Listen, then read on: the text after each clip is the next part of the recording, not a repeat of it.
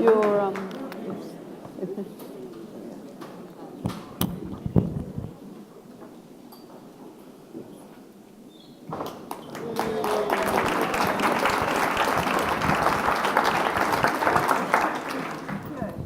You really are the first audience.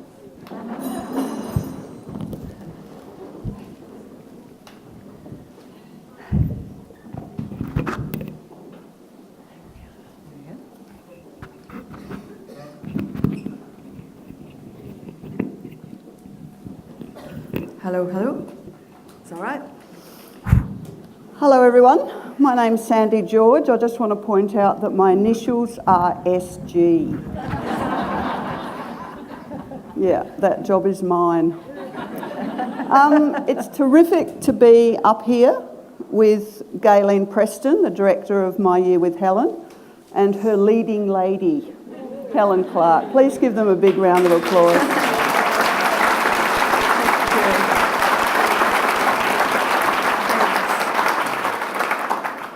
I think we might as well just get straight into it. So, Helen, you intimated that the new generation wasn't in control at the very end of the film, yet, Gaylene, you kind of positioned the whole thing in the context of gender equality. So my first question to Helen is, why don't you think you got the gig? Well, I think Gaylene's film brings out the many complexities in it. It's politics at every level. It's geopolitics, it's gender politics. The contest gave the appearance of transparency, but actually it wasn't transparent. So you had the full appearances with the General Assembly, which went well for me because I'm used to addressing large audiences of people and answering a lot of questions. The public debate with Al Jazeera went well, but really none of that mattered because what mattered were essentially the opinions of 5 countries in a closed room, not even the 10 elected members in the end, but five members of the Security Council. And each had their particular thing they were looking for. I think also among the broader body of elected members on the Security Council, there's 10 of those, very few of them have ever had women leaders in their countries, so there's, if you like, not really an awareness of what women leaders can do. We are different, but some aren't ready for that. So, and then just the politics of it. The truth is New Zealand is a small Western country on the periphery. As I said in the comments at the Al Jazeera debate, for electoral purposes at the UN, we, like Australia and Canada and the US, are in this Western European and others group. But most of the group is Western Europe and act as though the rest of us don't exist. So you don't really have a significant family around you when you go into a contest like this. You're pretty much on your own. And I think that was definitely a factor, the fact that you weren't a fluent French speaker. For some, whether you spoke Spanish was important. The East European issue was, I think, a distraction throughout and in the end didn't count for anything. I think there's also the issue which was alluded to by one of the media commentators whom Gaylene interviewed, that I couldn't go into that contest appearing to be all things to everybody because I have a very well-known public track record of advocacy on a lot of issues, and a lot of issues that end up in front of the General Assembly. So to appear as some kind of all things to all people, that's not going to be me. If you vote for someone like me, you're voting for someone who's known to be independent-minded and will take a stand and won't be pressured. Now, that may not be a desirable characteristic in the eyes of many either. Gaylene, why did you go into this film in the first place? Can you talk about the circumstances of that decision? Well, that's really interesting, Sandy, because I'm like everybody else. I'm listening to the news and I'm thinking, nothing seems to be getting better.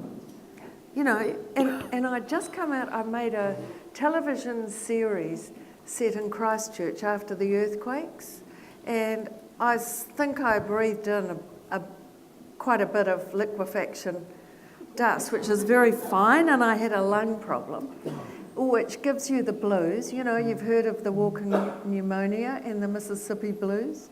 Well, I had more than the Mississippi blues. And then I thought, Helen Clark is in the 7th year of a second contract renewal at the UNDP, and she seems really enthusiastic, and I know she would not take a job that didn't engage her and have possibilities. So I thought, I think I'd like to find out what that's about, because everybody who says anything about the UN, it's all, the UN, blah, blah, blah. So I rang Helen and said, could I come and make a documentary about her work? Didn't I? I just rang up and said, could I? Hello. I didn't know about the Secretary General thing. I was a UN virgin. And do you remember what she said when... Actually, can I just ask, are you two mates in real life? No, I mean, Helen knows lots and lots and lots of people, and I'm in the lots and lots of people camp. Do you remember what she said when you rang her up and said, can I just come and film you because I'm a bit depressed and you might cheer me up? Pretty much. She said, oh, yes. Come and talk about it. Yeah, no, I never really believed her. So I wrote her a very long email and got a response that said, got it, which I thought meant got the email. This is true, isn't it? And so about 6 weeks later, I got it. And we went to Botswana first, just to test the concept. We're very lucky in New Zealand to have a film commission at the moment that understands that documentaries often can't be fully funded. You know, it isn't like funding a feature film where you go out and you take your script and you know, the filmmakers among you will know. I know so many people all around the world who have nearly got a film and everybody's looking for the last 200,000. Well, we're still looking for the last 200,000. So if there's anybody who would like, just go to our website and push the invest button. But the fact that we have a system there that allows for proof of concept was key in the making of this film. So that meant that we could come to Botswana and follow Helen and get a feel for how it would work.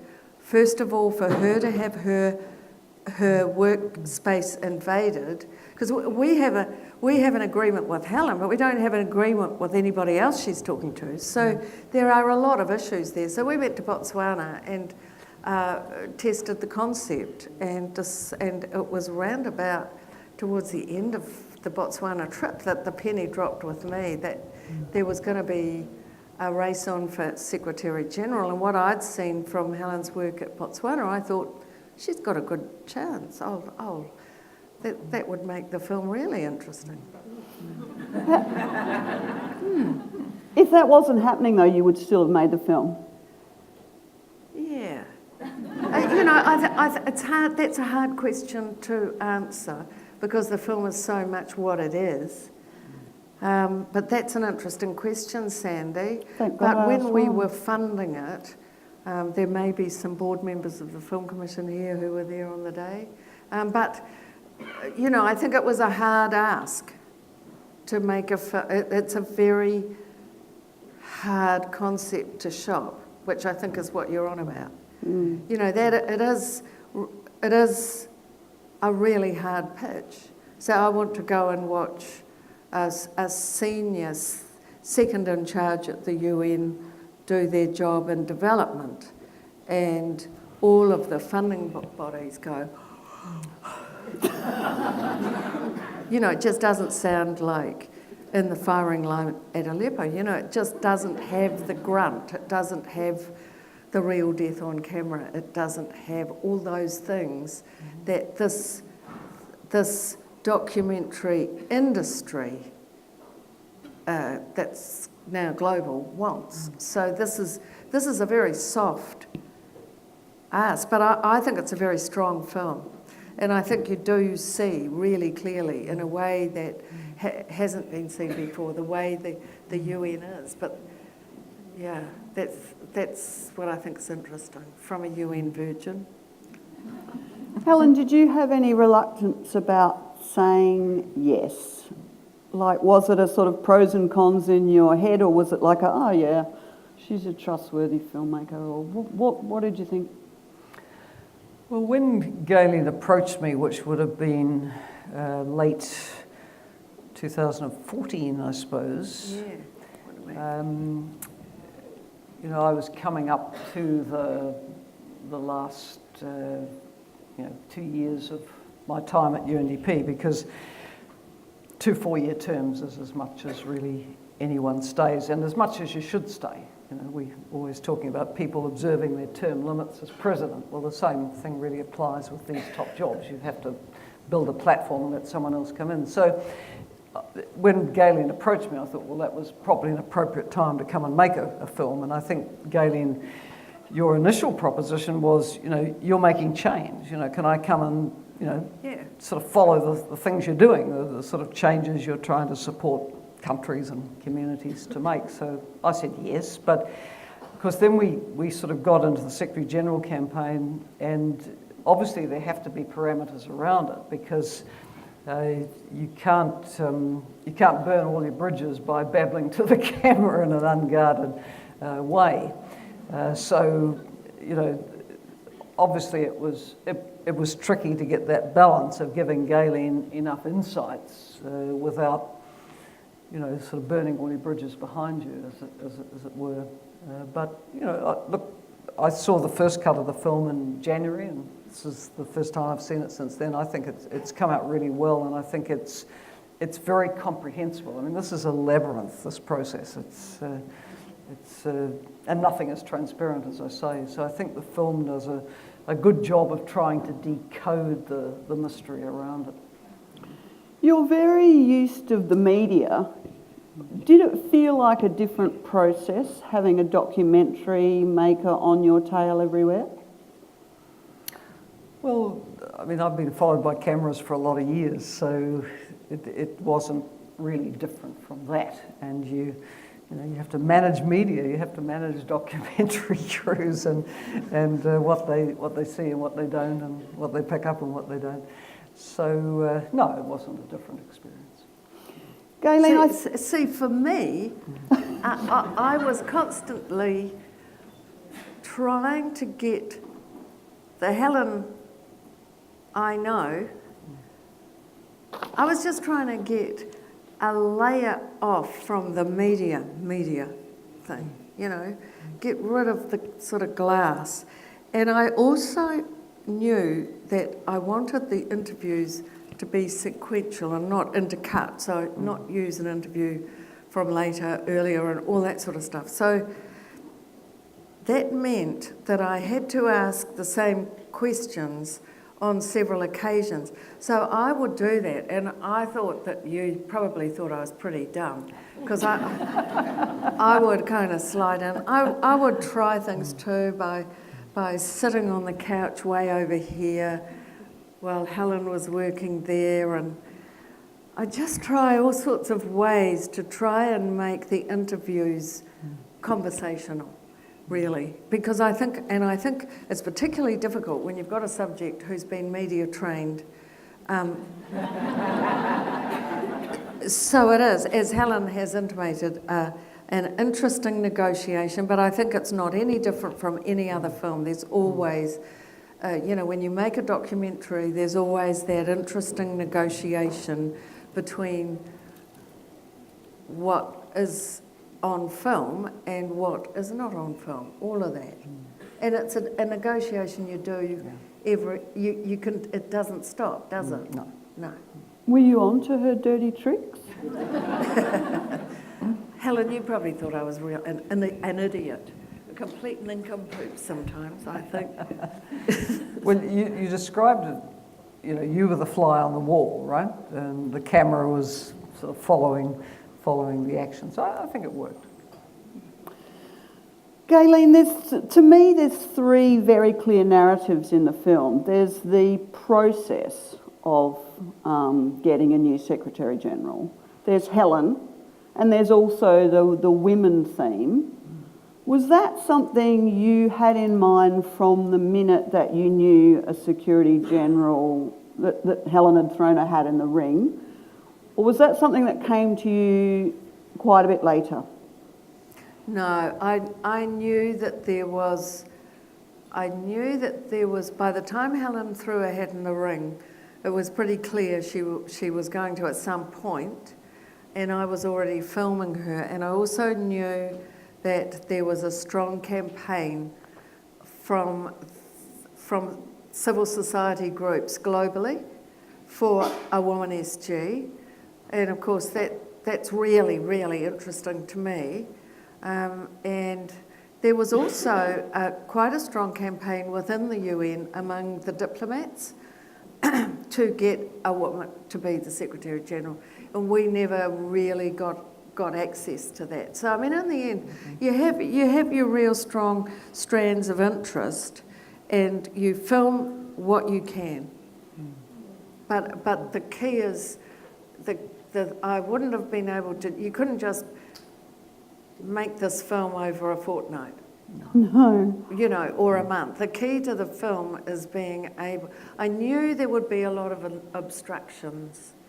And so, has anyone seen The 6 Obstructions here? Great film, Lars von Trier, and it's about how obstructions can be really useful in the creative process. And I'm a New Zealand filmmaker, so we sort of get up in the morning obstructed. We do. Making films there is quite difficult. So, in funny ways. So, having a philosophy that helped understand about that, and that kept me positive. So when things got tough and some days you just felt like, well, we've come a long way, but nobody really wants us to film that. The person who was the most generous was Helen. And after that, we could be obstructed a lot. So that saw me through. I think I expected you to be in the film more. I don't know whether that's just because that's a trend of documentary making or whether it's called My Year with Helen, as though, I don't know, you shack up together for a year or something. But was that Tell me about your thinking about how much you would be in. Well, we did do a cut where I was in it rather more, and it didn't, what do the studios say? It didn't test well. I came in just behind the Russian ambassador.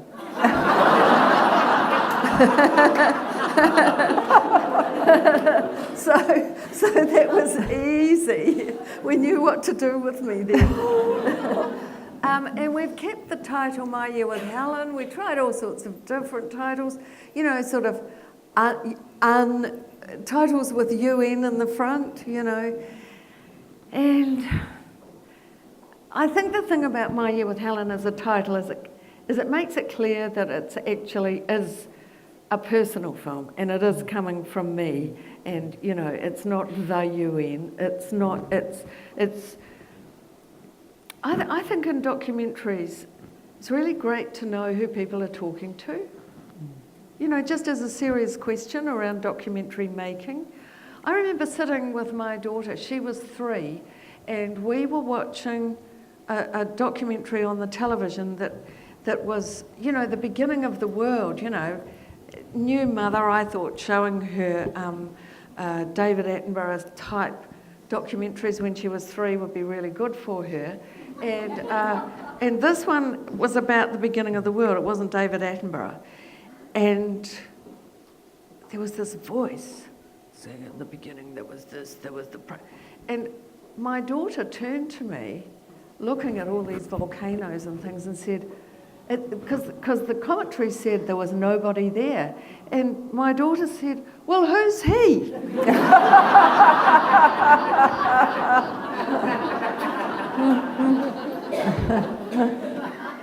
Out of the mouths of babes. You know, we are there, we are with our cameras.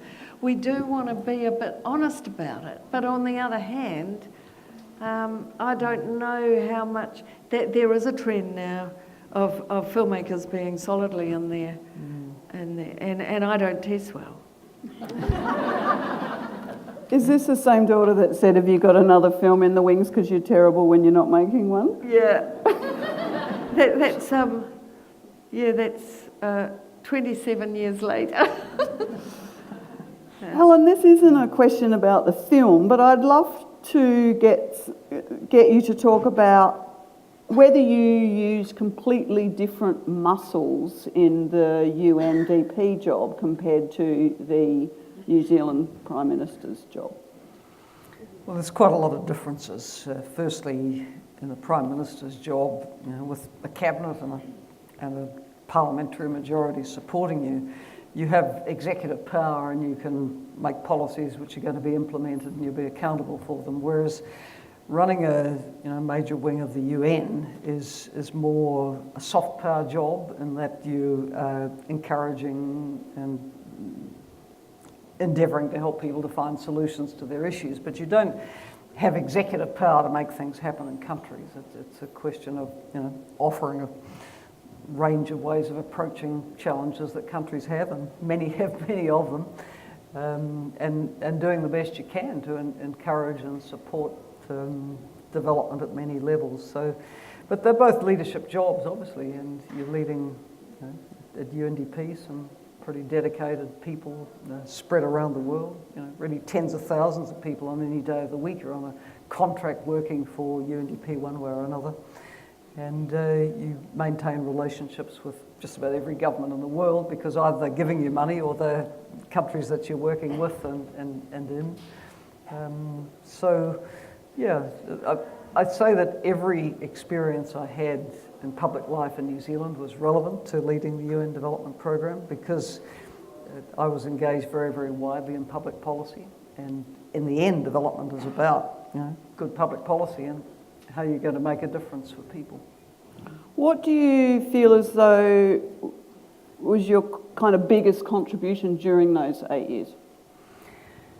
Well, when I came to the organisation, I felt that it was working in unconnected silos, and you can say that of the UN as a whole, but in UNDP you had the people who cared about poverty, and you had the people who cared about environment, and you had the people who cared about governance. But really they needed to be seen much more holistically. And I think one thing that's positive about the new global agenda for sustainable development is it makes it clear how these things are linked. You cannot eradicate poverty if the environment is going to hell in a handcart, because the poorest people actually are so dependent on the state of the natural environment, delivering the food, the water, and in the end we're all dependent on it one way or another. And then you can't achieve results in any aspect of development if your governance is not good. If you can't make quality decisions, if you can't implement your decisions, if there's not rule of law and accountability, that makes development very difficult. So I think I was an early mover in seeing these things as being very, very much interlinked, which positioned UNDP well for the new global agenda.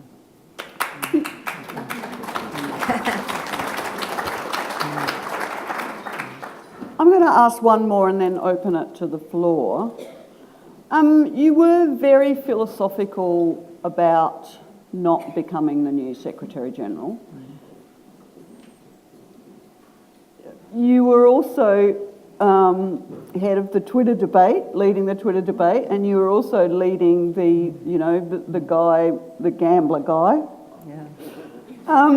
William Hill. Genuinely, how much chance did you think you had of getting the gig? Well, I think I won the public debate.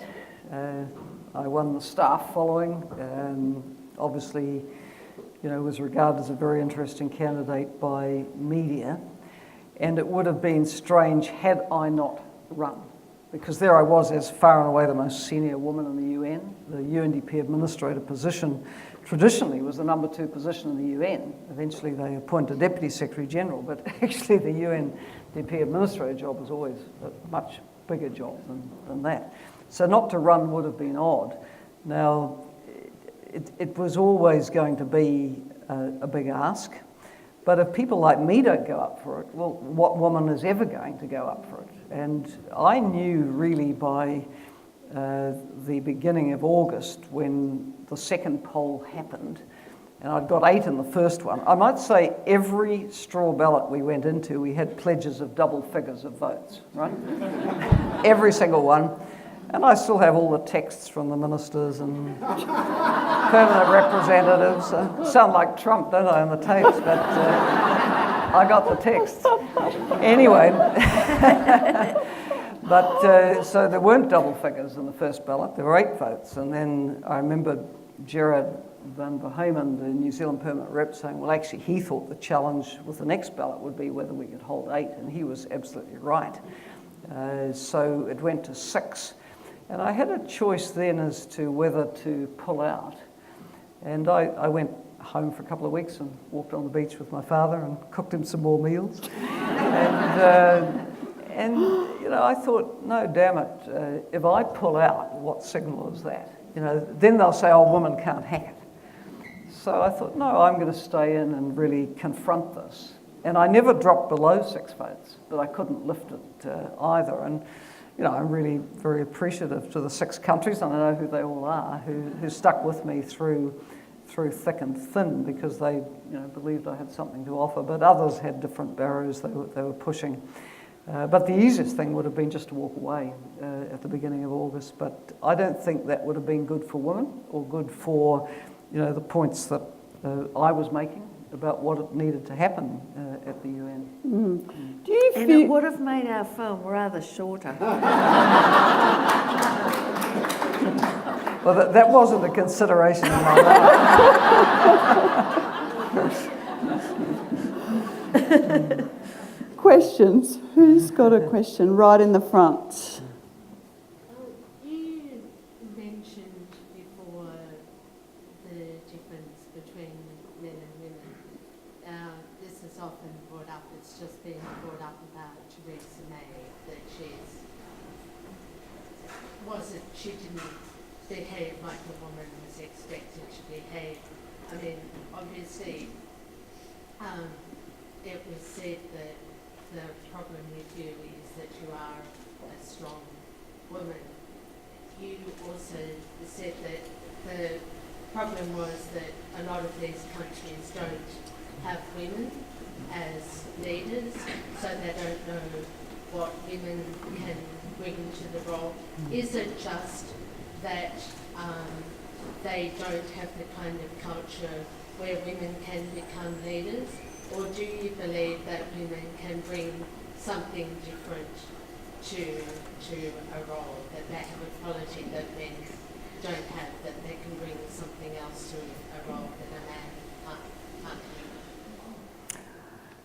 Well, I think it's difficult to generalise, isn't it? Because women also come in many different guises. But I would say, in general, women have more kind of lateral leadership styles. They tend not to be the kind of top-down domineering. They're more used to trying to mediate within the family, within the workplace, and that translates into, obviously cabinet government style, which I came from. But the truth is that there are very few women leaders in the world, and the numbers have actually fallen. They peaked around 2011, then started going down, and you've seen quite significant developments like the impeachment of the president of Brazil and defeats of a number of others. So it's hard going out there. I mean, Africa has had 2 women presidents. One, Liberia, who's about to retire after her 2nd term, and one who in Malawi who came in when the incumbent president died and she was the vice president, couldn't get elected. I mean, and this is a huge continent with many, many countries. So, as I say, there are just so many nations in the UN who have no experience whatsoever of seeing women in top roles, and countries where the role of women has been very, very circumscribed. So you're trying to break through all of that as well. 2 questions at the back, on the right first. Yeah.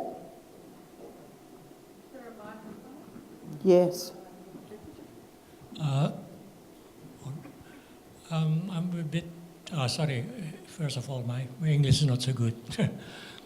I was a bit taken aback by the glowing references that Samantha Power gave about Antonio Guterres.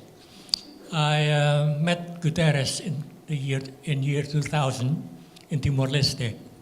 I was a member of the Serious Crimes Unit of the United Nations, and a lot must have happened during the 17 years when he gets this glowing reference.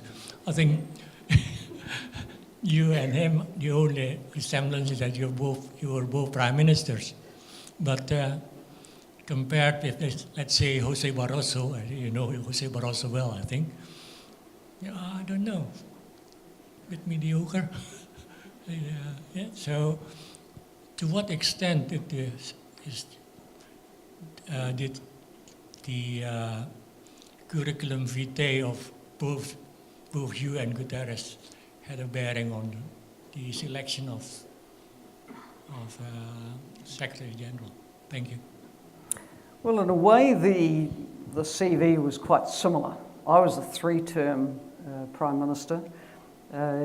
He won 2 elections, didn't serve out the full 2nd term. And then after being Prime Ministers, we both went to the UN, and I was doing the 2 terms as UNDP Administrator, and he did 2 terms as the High Commissioner for Refugees. Now, it is conceivable that the way the global issues were playing out would have also played to the experiences he had, because there we were in the world's worst ever forced displacement crisis, worse than the end of World War II, and he was the High Commissioner for Refugees. So obviously there's a lot of profile that goes with that, and that may have been a factor that people said, well, maybe he's the person for the times. That could have been a theme.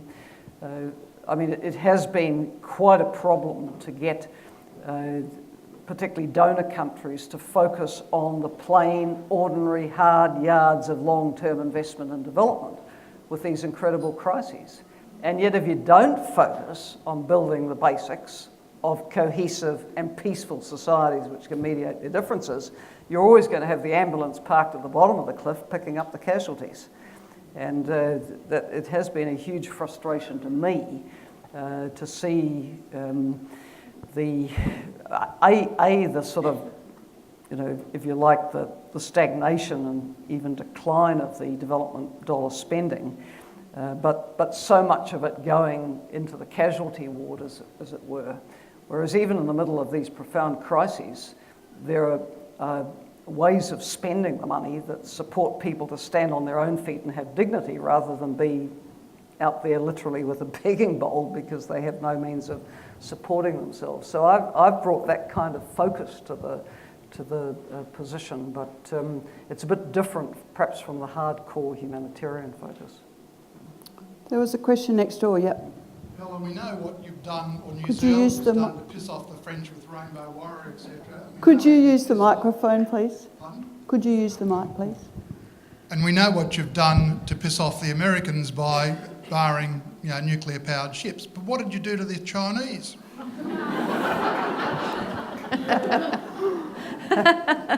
I don't think it's personal. I think that's a point, actually. You should never personalise these things. I don't think any of this is particularly personal. I think, the conventional term from the Chinese would be Helen Clark and New Zealand, because they would see the two as very much linked, very old friends of China's. And the relationship with China was good. And in my term as Prime Minister, as in previous and successive Prime Ministerial terms, and the relationship was good as administrator. I just think there were other forces at play in all this. Right, I'm going to take 3 here and then I'll come back to the middle.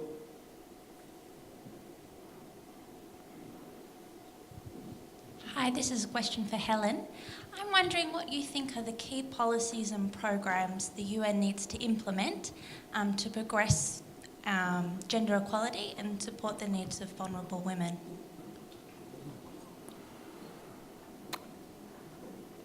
You're taking 2 together. Mm-hmm.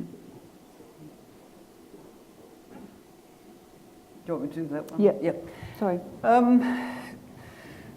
Well, there is a sort of major history of the UN, intellectual history of the UN, and one volume of it looks at 10 great ideas that have come from the UN, or 10 areas where it's really led. A couple of them relate to development, one being the Millennium Development Goals and the other the Human Development Reports, which UNDP was very instrumental on both.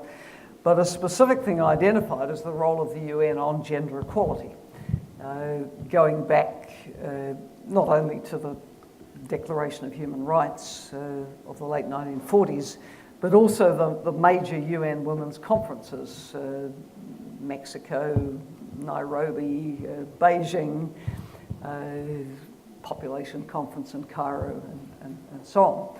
So the UN has, over the decades, put in place this sort of framework of agendas around gender equality. And then, more than a decade and a half ago, the Security Council for the first time passed a Women, Peace and Security agenda, which said that women needed to be fully involved in all aspects of peacemaking and peace building and so on. But the problem is that the UN is less convincing on these things if it doesn't have women very, very prominently placed in the organisation on an ongoing basis.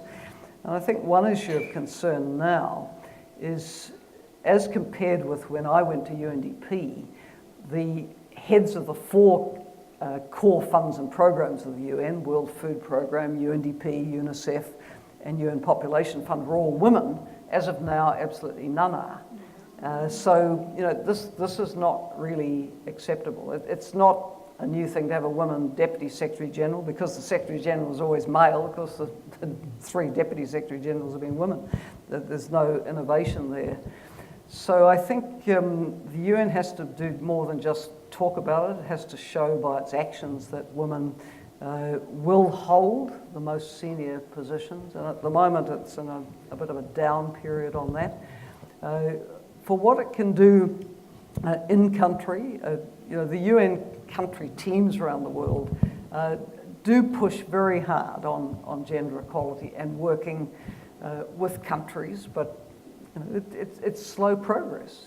We deal with a world where girls and women in many countries do not enjoy equal rights and opportunity by a long shot. And if you look at parliamentary representation, it's still pretty low for women. Women in leadership positions around the world, very low. Women's economic empowerment, nowhere near equal with men. So I think, often in Western countries, younger women may think the battles are won. They are not won. They're not won in Western countries, let alone in many others. And I think perhaps what this film brings out is that here at this top global level, women struggle to get through the glass ceiling, and then that's replicated at many levels in many countries. So there's a lot to fight for next generations. Yeah. I have a comment and a question. Gaylene, thank you so much for the film. It was fantastic. But I wanted to ask both of you whether you felt at any time angry about what appeared to be fairly ingrained, and Helen, you've just given the answer to the last question, sexism and the fact that women seem to be going backwards in the wealthiest countries of the world, and yet, despite a lot of words, there's not much action. I mean, we see the success of quotas in some of the Scandinavian nations, within some countries, some targets for, say, board membership.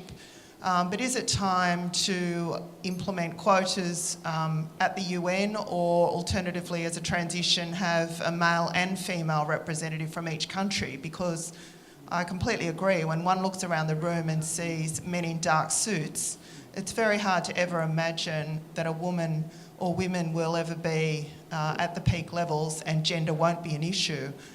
So I wanted to ask really both of you about the emotional response to that while Gaylene, while the filming was going on, but Helen, in your career, because you came through as somebody very stoic and willing to stand up and take knocks and take this philosophically, but you know, have you had that happen all through your career, and how have you managed, how have you felt about it? Well, I think as a woman going into areas where, you know, women haven't been very prominent, you have to be very, very resilient. I often say I've got so many darts in my back, there's not room for any more. So, you know, it's almost like you no longer, you mustn't personalise it, you have to kind of analyse what's going on here. And really you can only break through these barriers by having a critical mass of people really, really pushing at it. But we are in a rollback period at the moment, no question.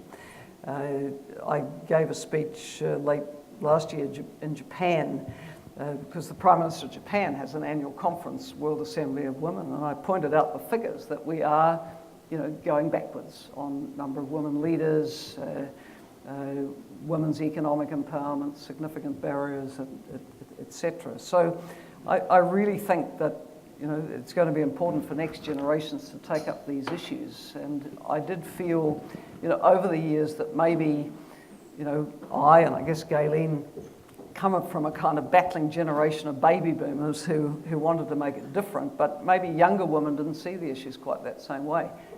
Actually, this battle isn't won. I think that's my message. And we just have to keep at it and have to keep, I mean, I'll certainly look with interest at, you know, who can be identified as a leading woman candidate next time this job comes up. And I think we really need to mobilise around the strongest candidate and give that person the best push that we can. This was quite a dispersed field of candidates, so that sort of split support up a bit. I think we need to identify someone that, you know, really has broad support and get in behind them. Gaylene, that question was partly to you too, I think. The question is about outrage, is it? Yes. Yeah. Well, my answer is yes, yes, yes. Like, basically, all my films have been made from that state of outrage. Otherwise, I just stay home. Seriously, because, you know, making films is hard, whether you're making a drama or a documentary. So, I mean, my whole kaupapa has been about gender.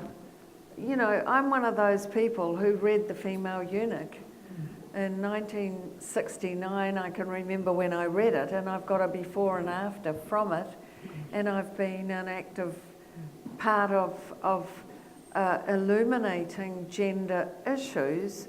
But I think this is my most explicit film in that regard. But I'd say all my films have been about making women visible and communities visible. But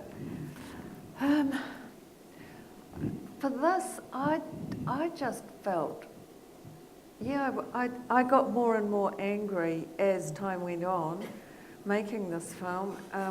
Sort of on Helen's behalf, and I was going, well, aren't you a disappointment, and isn't it a drag? And she'd go, well, no, it's life. I'm sick of it. But I am one of those people who look at the news. So I look at Al Jazeera, And I mean, if you turn the sound down and just do 1/4 of an hour section of the news and count the amount of men on the news and the amount of women who are on the news, and then take out those lovely women who are actually fronting the news, and the statistic is appalling, and it has gone on and on and on since I was 22, and I'm getting sick of it. And you know, what I'm sick of, I think, is that people don't notice it. You know, it says major protest and blah blah, and you can't see a female face in the crowd. But as soon as some Italian women, and there's kind of 3/4 of them are women, it's women protest, blah, blah. And you go, well, how does that all work? I've never got over it. So I keep waiting for it to change, and I keep waiting for people to notice, and I make my little films as drops in the bucket of that particular kaupapa. Lisa, can I clarify how much longer we've got? No more time. Okay, I'm going to take one last question. You've got to give Helen. Yes. Sorry guys, I've got the mic. All right, that was such an amazing film. I'm so happy to be here right now. I'm going to be quick. What role do the arts have to play in promoting women's rights, and how can we get governments to recognise that role and to give us more funding? Thank you. Well, Helen, you've been on the receiving end of that. Yeah, look, when I was Kiwi Prime Minister, of course you can choose what portfolios you take yourself. So I took arts, culture and heritage. And The horse is here. And I want my Associate Minister those 9 years, Judith Tizard, who's here to wave. Judith? Because together we were a great team. And we had support from the Minister of Finance, and we were able to do some good things with, you know, film funding and so on. So definitely, I think governments have a role to support the expression of stories from their countries. Look, if you're a little country like New Zealand, who the hell is going to tell your stories if your people aren't supported to tell them? You know, that's the reality. So I think it's also good that there's a broad base of other funding as well, because people don't want to feel entirely beholden to government for funding, but governments have to acknowledge that role. We have some investors here, and we also have the chair of the Film Commission here. And we thank them all. Please give them a big round of applause. Thank you.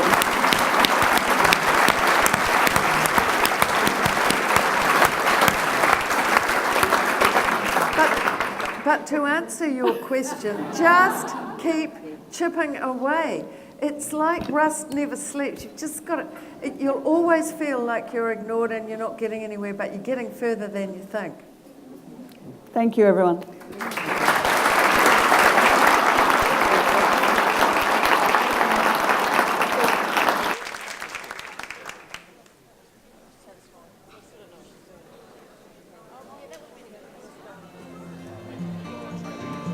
It's high time now, just one crack at life. Who wants to live it in trouble?